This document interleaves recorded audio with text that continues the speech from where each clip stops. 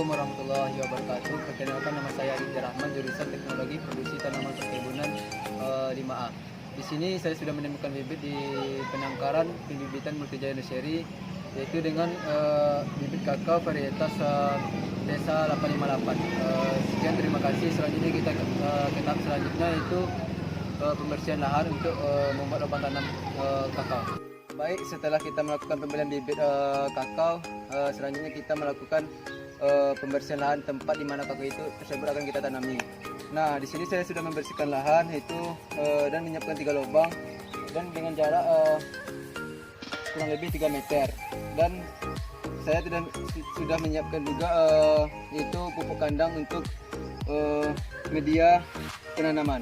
Baik, sekarang kita akan melakukan penanaman. Pertama-tama kita masukkan terlebih dahulu pupuk kandang bagian untuk dasar.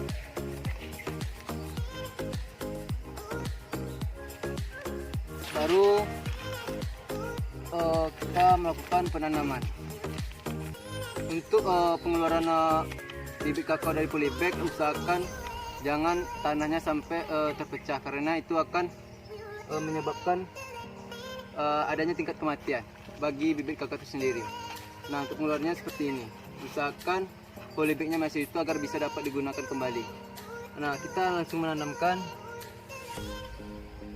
Usahakan bibit kakao tidak terbenam keseluruhan dan batasnya sampai sini lehernya.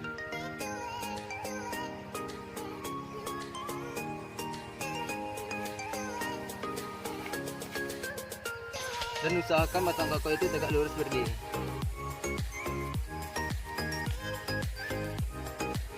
Oke, seperti ini. Baik, proses penanaman bibit kakao telah selesai kita laksanakan. Selanjutnya itu proses penyiraman itu pagi dan sore, dan proses perawatan nanti apabila gulma tumbuh di sekitar bibit, dan pemantauan dari kalau ada binatang atau hama yang mengganggu terhadap tanaman kita tanam. Mungkin itu aja, mohon maaf banyak kesalahan dan kekurangan. Sekian, terima kasih. Assalamualaikum warahmatullahi wabarakatuh. Assalamualaikum warahmatullahi wabarakatuh. Baiklah, di sini saya akan melakukan yaitu tahap proses pemeliharaan pemupukan tanaman kakao. Nah, pertamanya yang perlu diketahui, ini adalah tanaman kakao varietas Desa 858. Nah, untuk pertamanya saya melakukan itu pembersihan gulma di sekitar tanaman kakao. Pembersihan gulma itu kita lakukan sekeliling tanaman kakao itu dengan jarak kurang lebih 1 meter. Tujuannya itu untuk mengantisipasi atau menghindari terjadinya penyerangan penyakit atau penyebaran gulma gitu, penyebaran hama gitu. Di sini sudah saya bersihkan kurang lebih itu 1 meter dari tanaman pokok. Nah, setelah itu saya melakukan pemupukan. Pemupukan itu dilakukan ada dua caranya, yaitu dengan pemupukan organik dan pemupukan anorganik. Pemupukan organik itu berasal dari proses pelapukan makhluk hidup, itu bisa dari tanaman, tumbuh-tumbuhan. Pelapukan tumbuh-tumbuhan itu bisa jadi pelapukan hewan, pembusukan hewan, atau pembusukan dari manusia itu sendiri.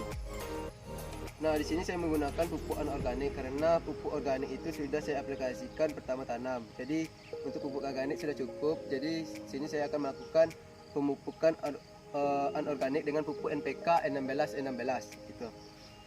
Jadi pemupukan itu yang pertamanya yang perlu kita ketahui, kita menggunakan prinsip 4T, yaitu tempat guna, tepat dosis. Pertamanya perlu karena kalau kelebihan dosis itu akan menyebabkan tanaman itu mati. Jadi begitu. Tepat guna, tepat dosis, tepat waktu, tepat apa nih? Tepat aplikasi. Jadi begitu. tepat waktu itu waktu yang baik itu pagi dan sore, jangan musim hujan karena nanti pupuknya itu akan dibawa oleh genangan air. Di sini saya membuat parit. Kenapa saya membuat parit? Tujuannya membuat parit sekitar tanaman pokok ini adalah supaya penggunaan pupuk itu dapat teraplikasi ke tanaman itu seefisien mungkin. Jadi begitu. Kalau kita taburkan, nanti takutnya terjadi penguapan. Jadi unsur hara yang ada di pupuk ini akan berkurang dan tanaman akan berkurang penerimaan unsur hara yang dibutuhkan oleh tanaman itu sendiri. Jadi begitu. Saya menggunakan ini pupuk NPK 16-19 ini. Ini untuk umur dari 2 bulan sampai 10 bulan itu kita menggunakan dosis pupuk itu sekitar 4-6 gram. Jadi di sini saya menggunakan dosis pupuk itu sebanyak 6 gram. 6 gram itu saya tidak menimbangnya karena saya menakarnya. Menakarnya itu bisa kita takar dengan 6 gram itu sebanyak 1,5 sendok makan. Itu takarnya seperti ini. Ini udah cukup untuk 1 sendok makan untuk menakar sini. Kita melakukan proses penaburan seperti ini. Pembuatan parit itu usahakan jangan terlalu jauh dari tanaman pokok. Nah, untuk membuat paritnya itu kurang lebih itu untuk umur 2-10 bulan itu kurang lebih 15-20 cm dari tanaman pokok, atau bisa kita menengoknya mengukurnya dengan panjang tajuk daun tanaman pokok itu sendiri seperti ini. Kita luruskan ke bawah. Jadi begini, baru buat di lingkarannya karena disitulah akar-akar yang akan menyerap unsur-unsur yang dibutuhkan untuk pertumbuhannya dia sendiri. Jadi begitu. Setelah kita melakukan penaburan, kita melakukan penimbunan. Baru kita sedikit dibumbunkan. Tujuannya agar pembumbuan ini dilakukan tujuannya agar apabila terjadi hujan, air tidak menggenang di dekat batang pokok. Karena kalau air menggenang dekat batang pokok itu akan terjadi pembusukan tanaman pokok itu sendiri atau menyebabkan timbulnya bakteri atau penyakit-penyakit lainnya. Jadi begitu. Di sini saya mencontohkan tanaman ini sendiri dan dua tanamannya lagi itu setelah video ini akan saya aplikasikan pembuatan pupuk dan pemeliharaannya. Di sini kan perintahnya cuma 2 tugasnya. Karena kenapa saya buat 3? Karena itu untuk mengantisipasi kematian tanaman kakao ini nantinya. Jadi begitu. Mungkin itu yang dapat saya sampaikan untuk proses pemeliharaan dan pemupukan tanaman kakao.